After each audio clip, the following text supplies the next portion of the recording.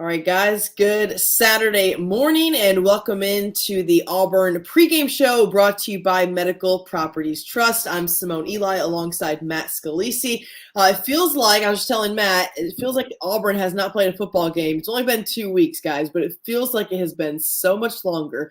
But what a perfect day. The Tigers host 10th ranked Ole Miss today on the Plains. Kickoff set for 6 o'clock. The game is on ESPN. And you might want to take like your winter coat because it is chilly outside, Matt. It officially does feel like fall. Heck, it kind of feels like winter. I mean, we've got the gloom, we've got the gray and wet weather. It is definitely the first one of those Saturdays that's felt like we officially moved over into late college football season. Yes, it certainly does that. So kickoff set for 6 o'clock. Like I said, 10th ranked Ole Miss, 18th ranked Auburn going head to head. The Tigers are actually a 2.5-point favorite in this game. We'll break down everything, but the Auburn coming off of the bye week after a big win over Arkansas, where Bo Nix really just had a super impressive outing, 21-26, 292 against the Razorbacks. And from the sounds of it, Brian Harsin felt as though this team got better during this break, Matt. Yeah, I think he feels good about the momentum of the program and the direction it's going right now, and you can understand why. I mean, I think you look at kind of look, when you make a coaching change, you want to see something substantial change. You don't think everything's going to get fixed overnight. Sure. But one of the things that I think really plagued Auburn the last couple of years was their quality of play on the road. They just didn't look like the same team away from Jordan-Hare Stadium. Yep. And so far this year, I would say they've arguably played their best football on the road, even in a loss against Penn State. Mm-hmm. It was overall one of their better performances so far this year. And then we go and see what they did against Arkansas, obviously, as you mentioned in the last game, which was one of the most complete performances we've seen out of Auburn the last few years. And then a win against LSU in Baton Rouge. So a good year away from Jordan-Hare so far for the Tigers. We'll see if they can keep that momentum going now that they're back at home today. No reason to believe they shouldn't. We know that historically Auburn plays pretty well at home too. But yeah, I mean, all of that, you look at all that and the way that the rest of the division has broken down, I think it's been pretty clear that there are some good teams at the top, but maybe some teams that we thought were going to be tough games for Auburn not looking quite as tough. This is one of the ones that's one of the tougher ones left on the schedule. So yes, if you get through this one, lots of reasons for optimism about where this team is at in the division right now. Yeah, that's a great segue into exactly what I wanted to talk about next, Matt, is this huge opportunity for really both of these teams, for Auburn and for Ole Miss, when it comes to control in the SEC West. And it's crazy to say that, but when Alabama takes that loss at Texas A&M and they have a loss now, you're looking at, okay, you stay there at 3-1 in the conference, you have the opportunity to dethrone Alabama when that game comes up. Both Auburn and Ole Miss looking to just stay at one loss in the league, or Ole Miss has lost to Alabama. But if Auburn can stay atop this division and have the opportunity to get to the Iron Bowl, that game could mean even more than it already does to folks. For sure. I mean, Auburn still, as long as they only have one conference loss, they control their own destiny for right now and have that opportunity to win the West by beating Alabama when they come to town at the end of the season. For Ole Miss, it's a little more complicated. They need to do their best and win every game and hope that Alabama stumbles somewhere else along the way. But, you know, I think it's pretty remarkable that Auburn finds themselves in this position as we head into the final days of October. It's a testament to, I think, how much this team has been able to exceed the expectations that a lot of people had for them going into the season. Yep. And you know, I still think Auburn has weaknesses. They have deficiencies, and we saw those against Georgia for sure. Yep. But there aren't that many teams, I think, that are capable of consistently exploiting those weaknesses. And you know, today is it's exciting, Simone, because this is a game where Ole Miss has some strong points that could take advantage of Auburn's weak points. But the opposite is true also. I think this feels like such an evenly matched game that it's going to come down to the players executing and playing their best games today. But also, I think these are two coaching staffs with some really smart guys, some really forward-thinking strategic brains in these two coaching staffs. And I really don't know how they're going to game plan for each other. I don't expect Lane Kiffin and his staff to come out with the same game plan they used against Alabama, which is the only time they've lost this season. I think they're going to bring something different to the table against Auburn. The question is, will it work or not? Yeah, no question. It's going to be interesting. You never know with Lane Kiffin. He always has something up his sleeve. I want to get to some Brian Harsin sound really quick and the mentality of this team coming off of the bye week and how this really is a perfect opportunity for them to turn the page now going into the back half of the season. I think it really is determined by your team and just their mentality. Like we won a really good game against Arkansas, and I think there was a lot of energy coming off that game, and certainly you feel the momentum as we came back and kind of put that game to bed and moved on to the bye week and got prepared for that. But it's about the mentality of your players. You know, are we still trying to get better through the bye week, which I think we did. I don't think we took the bye week for granted.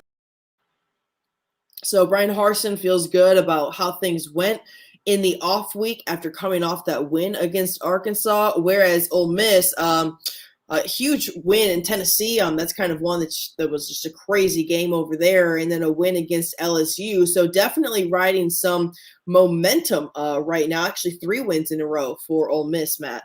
It's hard to know which team you'd rather be in this situation. Would you rather be the team that just played last week and looked great down the stretch of that game? I think that's the big thing for Ole Miss is they got better as that game went on. They looked like they were really figuring some stuff out and kind of clicking again. And,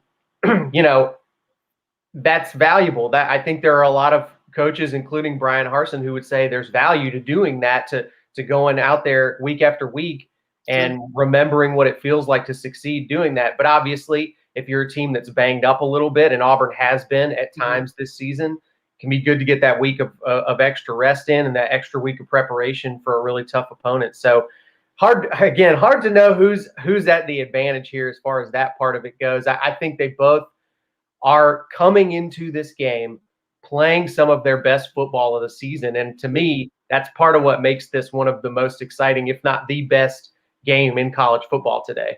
Oh, I think it, no question, is one of the best games in college football today. Fun fact, and this is something that just kind of slipped up on me when I was reading about the game this morning, is Ole Miss leads the SEC in rushing yards per game at 263. They're third in the FBS. And a big part of that, of course, is Matt Corral, what he's able to do on the ground.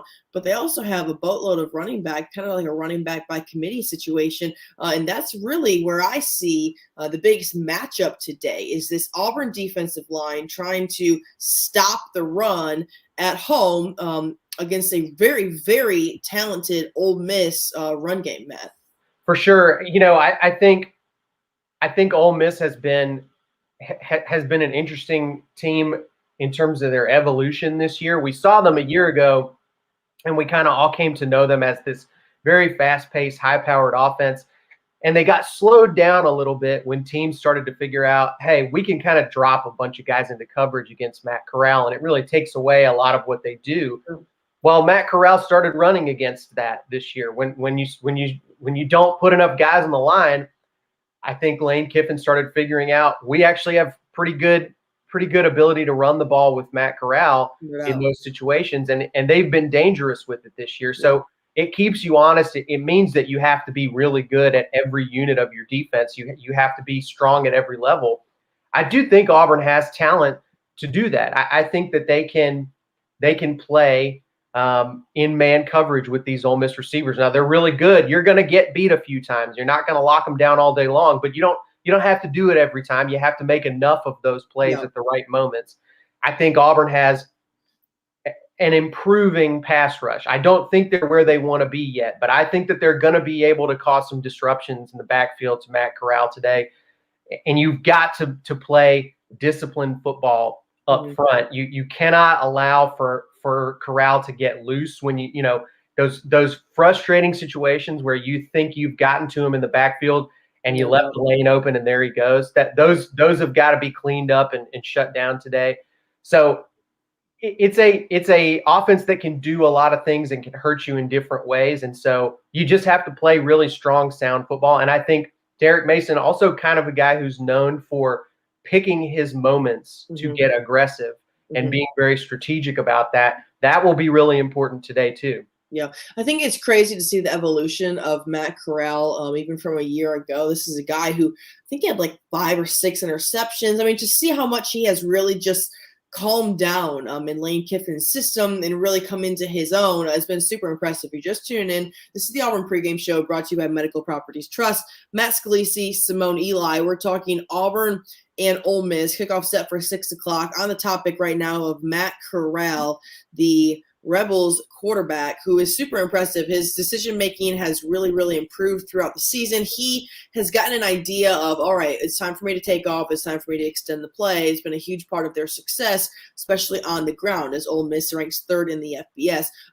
In my opinion, Brian Harsin paid one of the ultimate compliments to Matt Corral when he was asked about this guy earlier this week. Take a listen. I think this guy's tough. I think he's a tough player. People say football player. That stands out. He happens to play quarterback. This guy's a football player. He throws the ball very well. He does a very good job on play action. He runs the ball hard, and he runs it physical at his position. He's making good decisions. You can tell with his stats, 15 touchdowns, 1 INT. So, in my opinion, when a coach calls you just a football player, it means you're tough. You're not just like talented quarterback. You're not just a good wide receiver or, good D line, whatever it is. When you're just a football player, man, those type of guys that you want to have on your roster. And this is a guy, I mean, he's tatted up. He's always looking like he's going to, go get in a fight with somebody. But he's just like a stand-up dude. Like, I'm a huge fan of Matt Corral, Matt. I think he's fun. I mean, I think there's a reason why his name has stayed in the Heisman conversation this season. I think a lot of it has to do with the fact that he's a very unique player. He sticks out, and both in his playing style and his personality. So I think he's an interesting guy that people remember when they've watched him play. In some ways, not personality-wise, but in terms of how they perform on the field, there are, to me, some interesting similarities between Matt Corral and Bo Nix. I think that both guys who, again, both of them, I would say, show a lot of physical toughness. They get hit a pretty good number of times per game, definitely more than your average pocket passer. They have persisted through that. They really don't really miss time, even when they're banged up and they look uncomfortable. And I think they also, I think they also both have this sort of mentality of, I can make, if the play breaks down, I can see the field and I can make decisions, and I trust my judgment to make the best play in that moment. And that's not something every quarterback can do. Even some really, really good quarterbacks, I'll just use an example and point over at Bryce Young at Alabama, who's one of the most accurate quarterbacks in college football. Yeah. He's a guy who is very talented, but when things break down, he doesn't necessarily have that automatic trust in his instincts where he says, I'm just going to roll out and I'm going to wing it and make something up. That's something that Bo Nix has actually been pretty good at this season. And it also is kind of what makes Matt Corral the player that he is. Now, I would say between the two of them so far, Matt Corral has had better weapons around him that help him succeed doing that. But Bo Nix is getting a little bit more and more help as the weeks go on, I think. Yeah, appreciate the comments that are coming in. Our guy Scott Odom says need to get the run game going. Don't need to put the game in Bo's hands. And that's true. I mean, when you put the game in one guy's hands to have to make a play, you just never know what's going to come out of that. Want to get your comments, everybody, on this. It's been the talk, kind of talk the town last maybe 24 hours since it came out. But Auburn is going to wear orange face masks. They've done it before a while back, but they broke this out in a very, very cool video that I thought, and I'll be honest with you, I think this is awesome.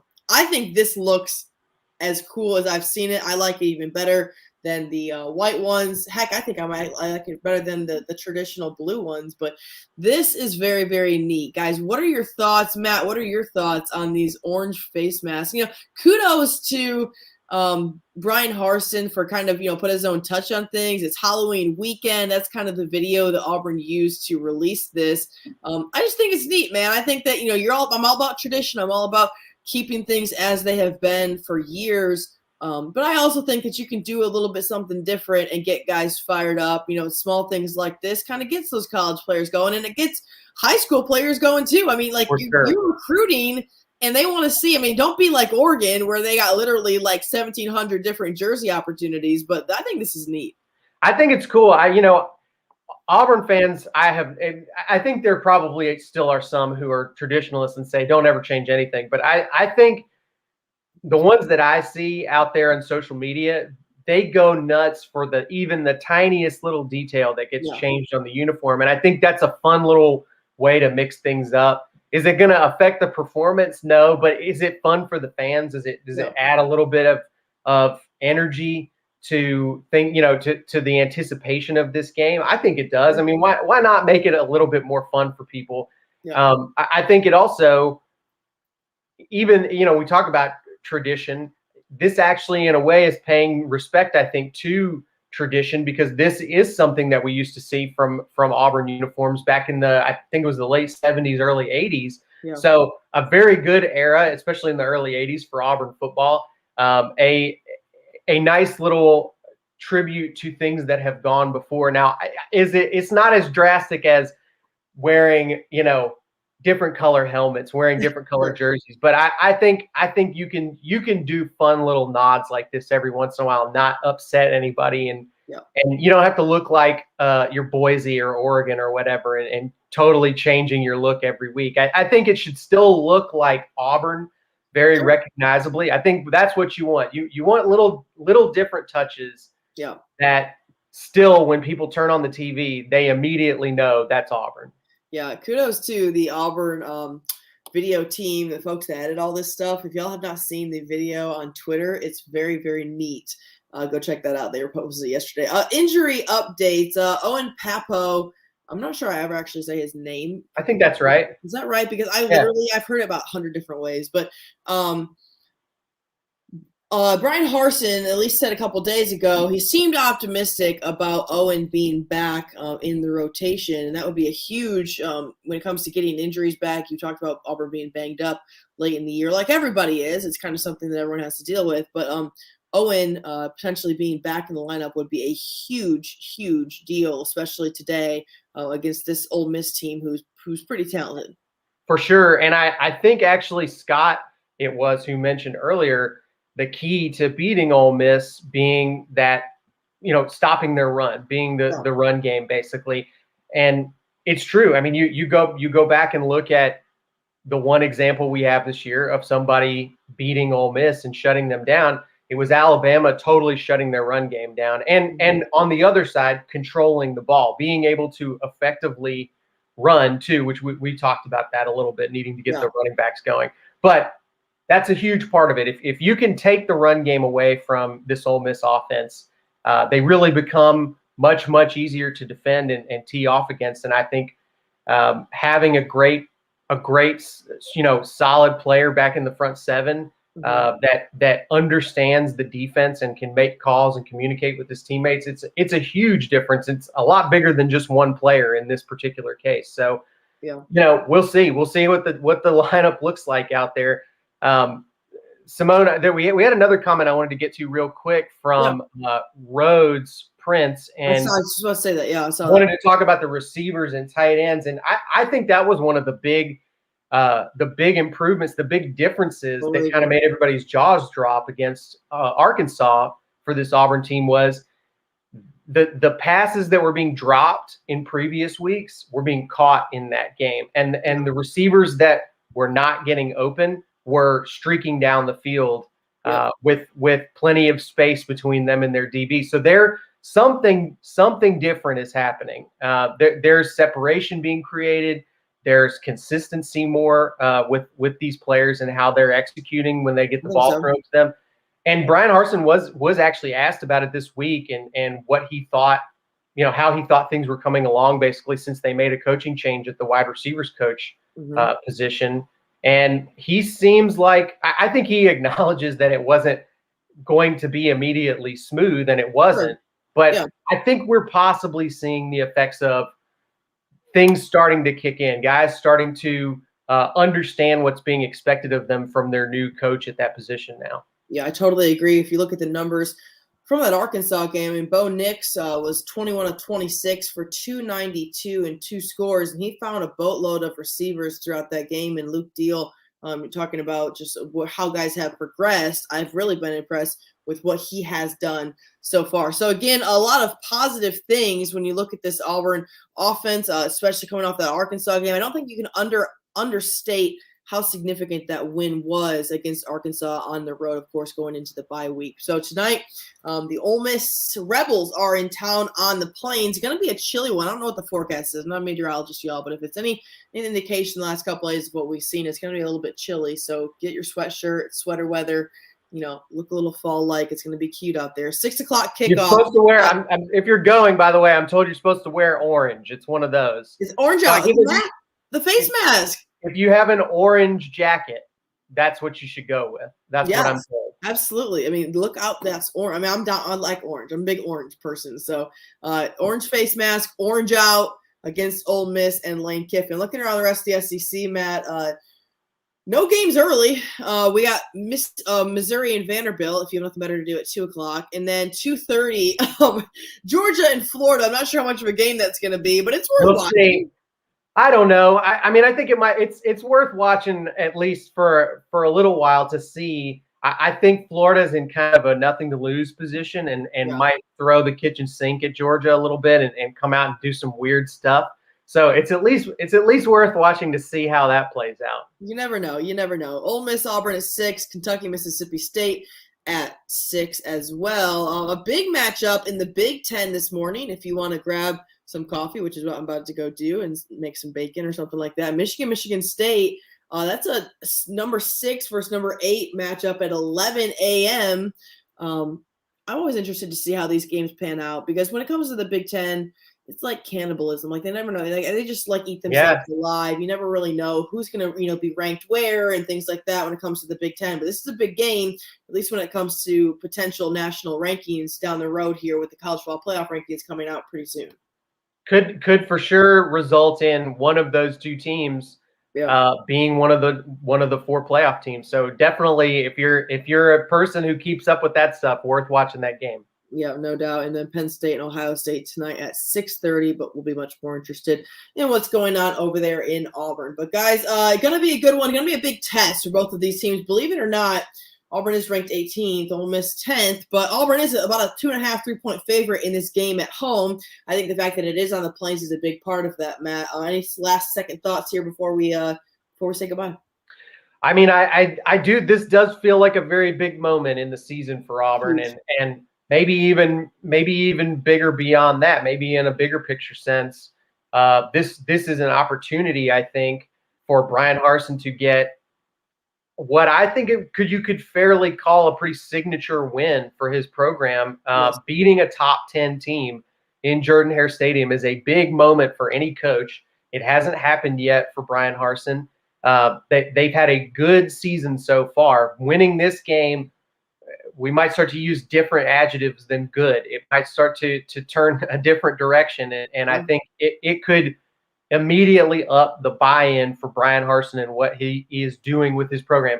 If you lose it, is the opposite true? Not necessarily. I don't think everybody's all out. It's a top 10 team, but it's a huge opportunity for Auburn, I think, at this moment. Definitely, as Scott Odom points it out right there, it's a huge game. The Iron Bowl could very well decide the West, and that we would really, really all enjoy to be able to watch that on November 27th. Of course, that game is at Jordan-Hare Stadium. But one game at a time. I don't want to sound like a coach, but it's one game at a time, guys. We're going to focus on this one today at 6. Y'all enjoy the rest of your day leading up to this one. But 6 o'clock kickoff on the Plains, Ole Miss at Auburn. Going to be a good one. Lane Kiffin, Brian Harsin. We'll see what the Tigers have kind of put together here in the bye week when it comes to getting guys healthy and anything new that we're going to see against these Ole Miss Rebels. But a big test, huge opportunity, even more so. Thanks so much for tuning to the Auburn Pregame Show. He's Matt Scalisi. I'm Simone Eli. Brought to you by Medical Properties Trust. Y'all have a great Saturday, and we'll see you tonight. Medical Properties Trust, at the very heart of healthcare.